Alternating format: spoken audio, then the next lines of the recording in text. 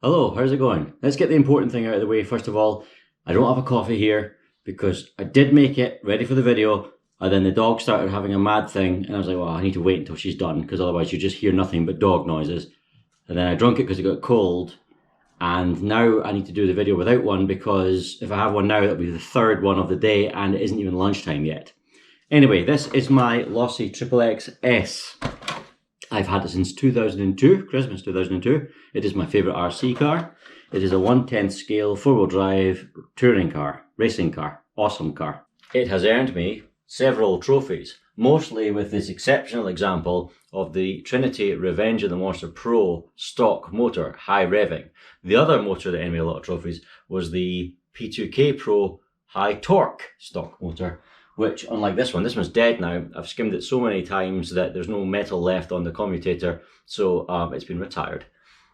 The other motor is still alive and working well, and it has been in my Tamiya lunchbox for years.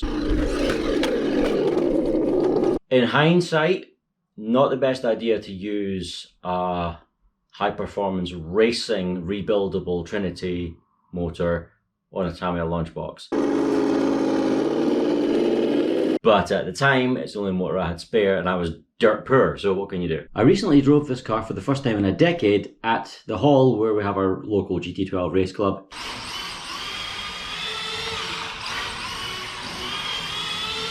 Kicking around, it got filthy, but I had a great time. But it did highlight a few issues. First issue, this speed controller. It's an old M-Tronics, M-Sonic 4 Dash. Great speed controller back in the day. 0 motor limit, can use any brushed motor, but it has no LiPo cutoff. It predates all of that. This was designed for a nickel metal hydride battery. The thing about a nickel metal hydride battery is it doesn't matter if you run it flat. You can run it right flat and then you just recharge it again. You can't do that with a LiPo. So every LiPo compatible speed controller has got a voltage cutoff. If a LiPo drops below 3 volts approximately, you've killed it. So most of them will have a cut-off around about 3.5 volts or 3.2 volts to give them a little bit of leeway. This doesn't have it, and so when I tore around the hall for a total of maybe half an hour, 40 minutes, my LiPo was down to 4%, so it was very close to killing that LiPo. Don't want to do that. Another issue that arose was, if you look at this chassis, it is designed for the nickel metal hydride battery to go down one side, offset by the weight of the electronics down the other side. That's all well and good. But nickel metal hydrides are a lot heavier than LiPos. So when I put the LiPo battery down this side, you could tell from driving it that this side was much heavier than this side. Now, obviously, you can offset that by adding weights, like tire weights or whatever, little brass weights or whatever you can find. Not the neatest solution, but it is possible. I might need to do that.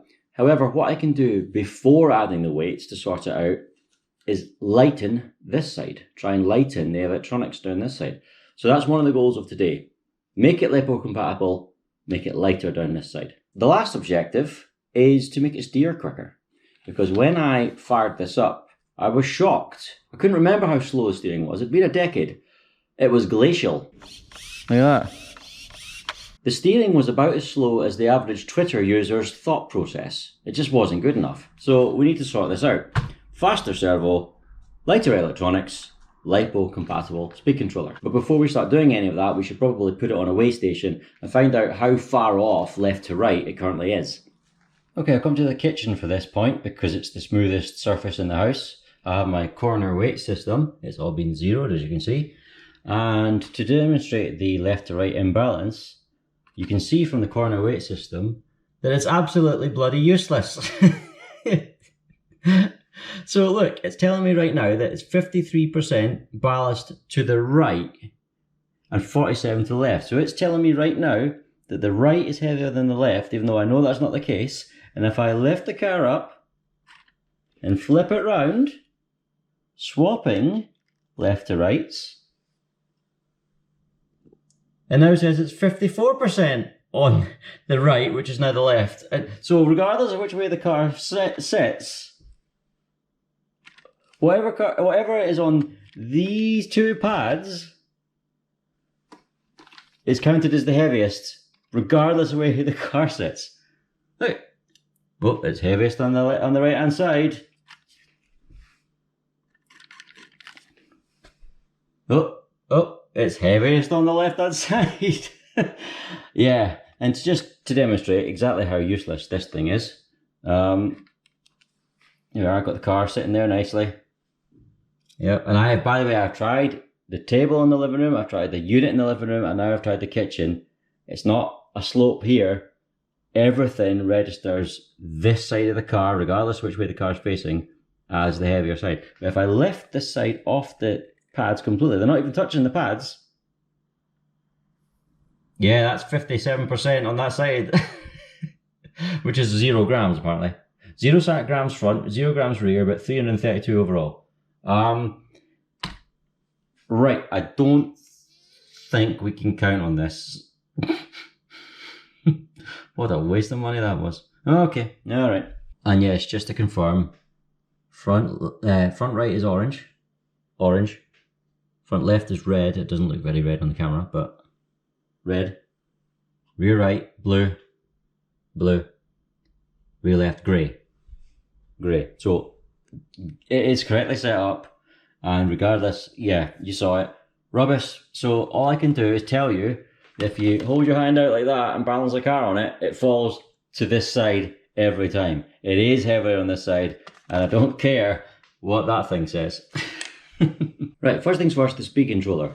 This M-Sonic 4 Dash. I can't find online how much this weighs, but I have found similar designed M-Sonics with the same shell, and they weigh 55 grams. But that doesn't include this great big capacitor, and it requires this extra diode on the motor as well, which we don't need. What am I replacing it with? Well, here's a Hobbywing 1060. I use this all the time. The vast majority of my brushed RCs use this Hobbywing, including this, and this. But I'm not going to use this one because my goal is to have nice stealthy black electronics throughout, because on the dark graphite chassis and the black electronics, it'll really highlight the contrast of all my nice red metal bits. Now I know that my motor is silver and green, but long term I'll get a black brushless system when it finally gets upgraded to brushless. I want to keep running the brushed motor for the moment. I like the old school nature of it, but black servo, black receiver, and I'll have a black speed controller. It has one already, but it has a great big silver can. Anyway, I wanted to use a 1060, but not the red one. Tamiya make a Tamiya branded, Tamiya don't make it, Tamiya sell a Tamiya branded Hobbywing 1060. It literally says Tamiya / Hobbywing, and it's perfect. It's black and it's exactly the same, but it comes with a Tamiya connector on it, which is not normally an issue. I've replaced connectors several times. I always use Dean's connectors, so I can cut the Tamiya one off and solder a Dean's one on, not a problem. But then I saw this HPI speed controller, which is not an HPI speed controller. It doesn't say it, unlike the Tamiya one, it doesn't say it anywhere on it. But this is also a Hobbywing 1060. Now let me get my overkill knife and open this up. There we go. It's not as well packaged as the Hobbywing, but okay. There we are. That, let's see, yep. Those are the same speed controller. This one does not say Hobbywing anywhere on it. Same thing, but it has the Dean's plug. And for £1.50 more, I can accept a nice professional solder job rather than my solder job. However, that's quite long, so I may be tempted to cut it and solder it anyway. We'll see. Anyway, this Hobbywing 1060 has jumpers there that you can change between nickel metal hydride mode and LiPo mode. It also has forward and brake, forward, reverse and brake. No. Forward, reverse and brake. No. Forward and reverse, forward, brake and reverse, or forward and brake only, no reverse. Which is what I'm going to do, because I don't want reverse. This is a forward only speed controller. I race now with my GT12 forward only. It's normal for me not to have reverse. It's what I'm used to. So let's just put the jumper there. It's currently on nickel metal hydride mode, so put that jumper there. Now we have it correct. So that's ready to go in. This weighs 39 grams. Half of that will be this length of this cable. I'm definitely going to cut that. So that was completely pointless. I could have paid £1.50 less for the Tamiya branded one because I'm going to be, it's fine. So the speed controller's sorted. And what about the servo? Well, let me show you how slow this servo is. Where's that battery? There's that battery. This battery is brand new. It sat around for a week or so, a few weeks now actually. I've never charged it, so it's not fully charged, but you get an idea.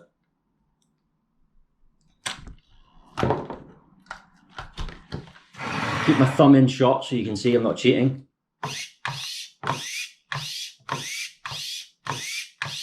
That's not quick. So this is an Altern USA servo, and it's got a speed of 0.09 seconds per 60 degrees. Now that's actually really fast. It's the BEC in this speed controller. Right, a BEC, what is it? Let me explain super simply for those who don't know. Most of you probably do already. BEC stands for Battery Eliminator Circuit, and it's a voltage regulator built into the speed controller to supply power to the subsystems within the car, like the receiver and the servo. Your ESC, your speed controller, gets power directly from the battery, right? So, because it plugs directly into the battery. The motor does not get power directly from the battery, it gets it from the ESC. The motor connects to the ESC, and you get these nice big fat motor wires because most of the power from the battery through the ESC goes to the motor. The receiver does not get its power directly from the battery. It gets it from the speed controller as well, through these little tiny piddly little ribbon cables.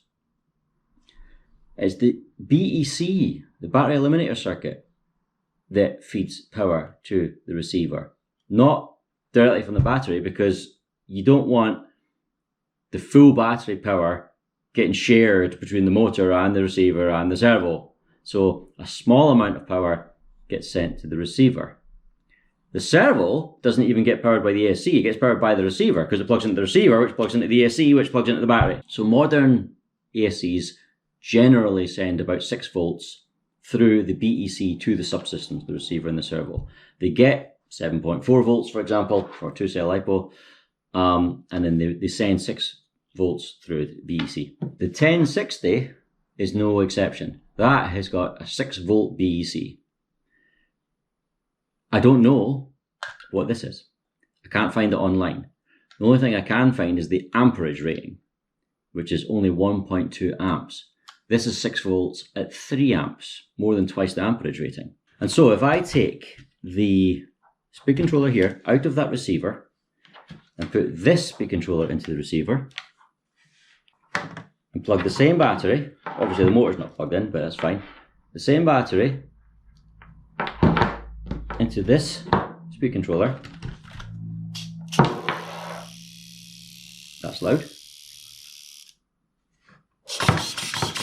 That's the same servo. Look. Way quicker. So with a better BEC supplying more voltage, probably, I don't know, but definitely more amperage to the servo, we get more performance out of the servo. So my steering will be quicker. So this servo is actually quick, but I'm still replacing it. I'm replacing it with this one, this Futaba SU300. So if this is 0.09 seconds to 60 degrees, what is this? 0.19. It's more than twice as slow as that one. Now you might be thinking, Mike, why are you replacing a faster servo with a slower servo when you're looking for faster steering?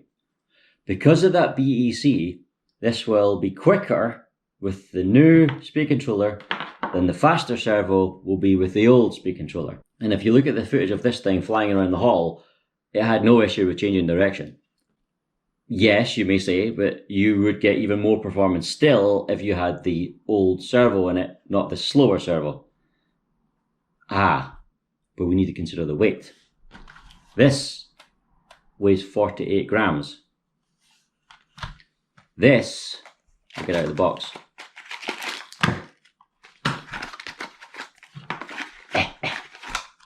Aha. This is 48 grams. This is only 36. 12 grams less, or 25% less. And every gram counts, because I'm running a battery. I don't have an old nickel metal hydride to weigh for you, because they all, you know, they were the ones where the cells were separate like that, and they were connected by a metal battery bar, so it will connect by each cell. That weighed a lot. I don't have one of them anymore. They all started to go green. They all started to leak. They all, you know, they're all long gone. Oh, that's the sun come out now.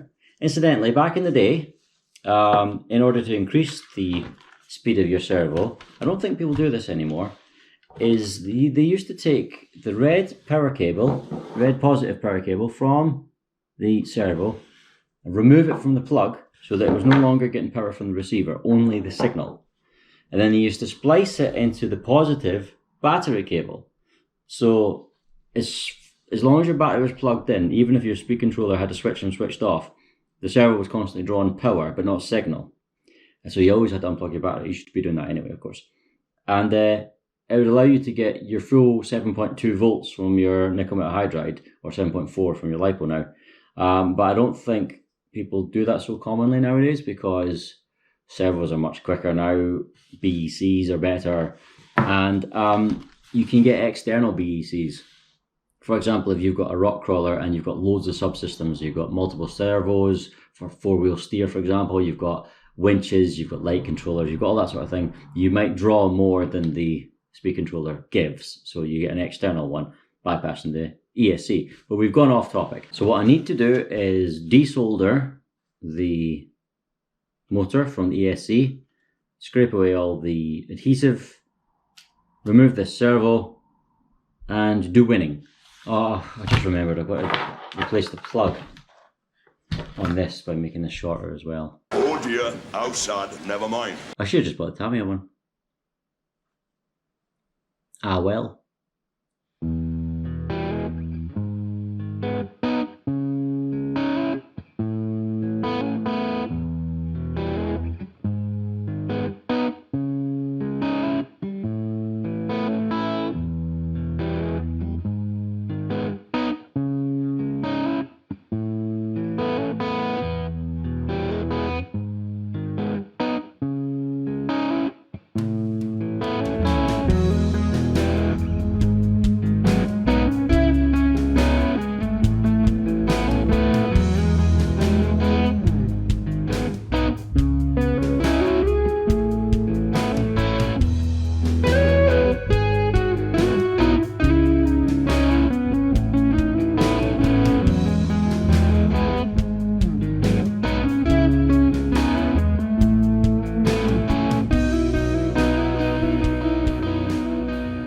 Right, it's the next day. I have my coffee again and I'm done with this.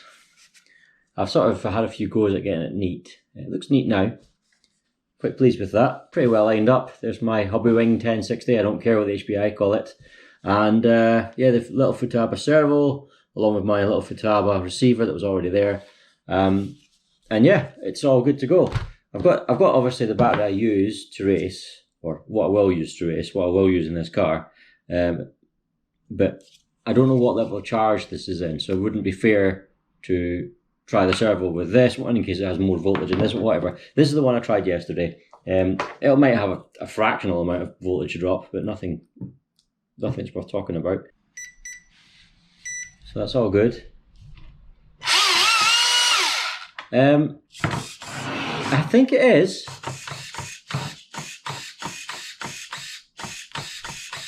That's definitely marginally quicker.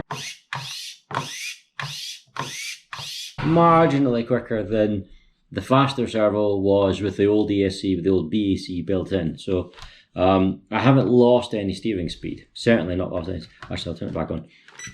I didn't have space. The little mounting tab on the side of the 1060 to mount the switch to it, but I didn't get the chance to because there's not enough space there. So I've just used a bit of double-sided tape there. It's nice and neat. It sounds good actually, and I mean the low speed control,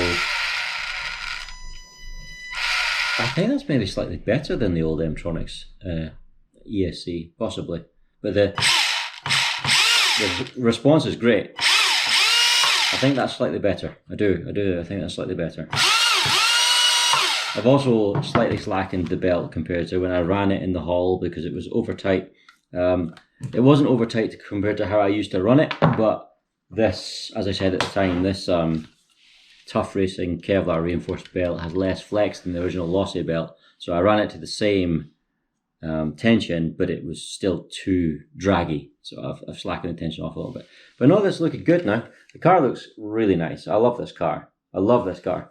I'm looking forward eventually when it goes sort of mild brushless, to having a black motor as well. So you can really see that finned red motor heatsink stand out. I just like the colour scheme on it. It's lovely. I would love to show you, where is it? Where's the stuff? Hold on. I would love to show you the weight reduction we managed to achieve. You know, we've removed this capacitor from the motor, this great big smoothing capacitor, and this ESC, and obviously we swapped the servo for a lighter one. There's the other servo. This one's rapid. Yeah, it's a shame that I'm losing that much steering potential speed, but again, 48 grams versus 36. So, I mean, I can't find the weight of this online. I found the equivalent sort of Tronic speed controllers are all around about 55 grams, but none of them have this. So if you add the little smoothing capacitor, the great big one, and the ESC, it has another one there, which the other ones don't have, you're probably in the 60s of grams, maybe even into the 70 grams for all of that. So going from that to 39 grams is a big saving as well. I would love to show you the reduction overall, not just overall numbers, but percentage weight bias. But as we established, my corner weight system is utterly useless. That's not going to happen, unfortunately. Not right now. Maybe I could. I don't even have scales or whatever for, but you know, it's lighter. I can feel the weight down this side now, because there's no battery here. But how does it compare? All I've got is feel now, because it's the freaking thing said this side was heavier, even though it's lighter than it's ever been. And then you flip it around, and it now said this side was lighter. So honestly, useless. I don't know. I really don't know. It's got to be better. You could feel it being wrong when you're driving it. So it's definitely better now. I don't think the reduction we've done is as much as a change as going from my old racing packs to this LiPo, but I don't know. We've certainly helped, so yeah, it's all good. By the way, where's that servo? There it is. If I again, I won't use that LiPo, use this one. If I plug that servo in now that it's not attached to the car, it sounds absolutely rapid. Huh.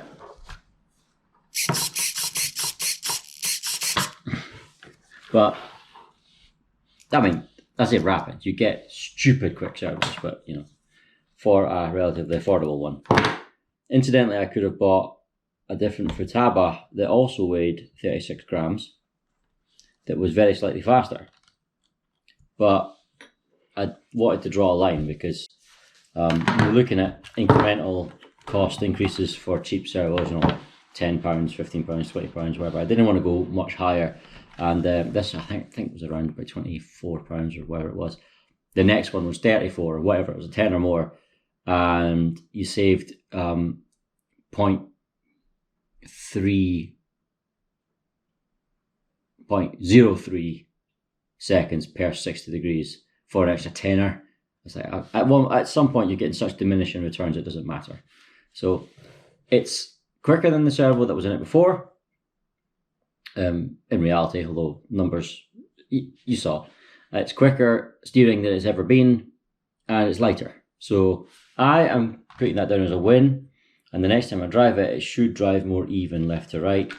I'm going to go over all the camber and the toe and all the rest of it, and get it all nice in the right height, and we get it all nice, get the droop set and everything, so it will handle lovely with its new, inevitably, because did I set this up with the weight of a nickel metal hydride in it? I might have done that. in which case the geometry was slightly different anyway, even before this weight saving. So yeah, anyway, that's all that. But yeah, so I've enjoyed that. My Losi is now better and sounds great. So all good. Thank you for watching. Take care and I'll see you later. Bye bye.